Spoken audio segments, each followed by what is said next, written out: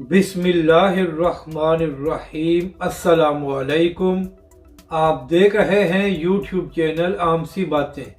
Doctor Asif जलाली और अल्लामा साद हुसैन रिजवी एक page पर हुकूमत और इमरान खान से बड़ा मुतालबा कर दिया। इस वीडियो में हम इसी के मुतालिक बात करेंगे।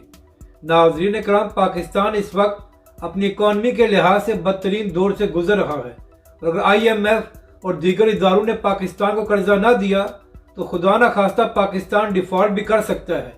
मगर इस बात की हुकूमत और अपोजिशन को कोई फिक्र नहीं है और वो लोग अपनी कुर्सी की खातिर जंग लड़ रहे हैं। तो इसी हवाले से चंद दिन पहले तहरीक लब्बई के सरबराह अल्लामा साद हुसैन रिजवी का एक बयान सामने आया था, जिसमें तहरीक लब्बई के सरबराह ने हुकूमत और अपोजिशन से ये मुतालबा किया था कि अपनी कुर्सी की जंग छोड़कर पाकिस्तान के बारे में सोचें और ऐसे फैसले करें जिससे पाकिस्तान का मुआशी निज़ाम बेहतर हो और पाकिस्तानी अवाम को कुछ रिलीफ मिल सके।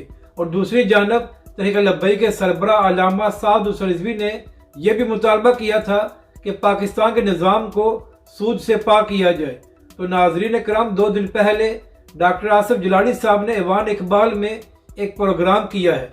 तो वहाँ पर खिताब करते हुए डॉक्टर आसिफ जलाली साहब ने भी हुकूमत और अपोजिशन से यही 2 मुतालबे किए हैं कि आप लोग अपनी सियासी जंग को छोड़कर पाकिस्तान का सोचें और ऐसे इक़दाम करें जिससे पाकिस्तान का मुआशी निज़ाम बेहतर हो। और इसके साथ साथ डॉक्टर आसिफ जलाली साहब ने हुकूमत से यह भी मुतालबा किया कि पाकिस्तान के मुआशी निज़ाम को सूद से पाक किया जाए। अपनी राय का ज़रूर इजहार करें कि आपको ये वीडियो कैसी लगी और हमारे इस चैनल को भी सब्सक्राइब करें।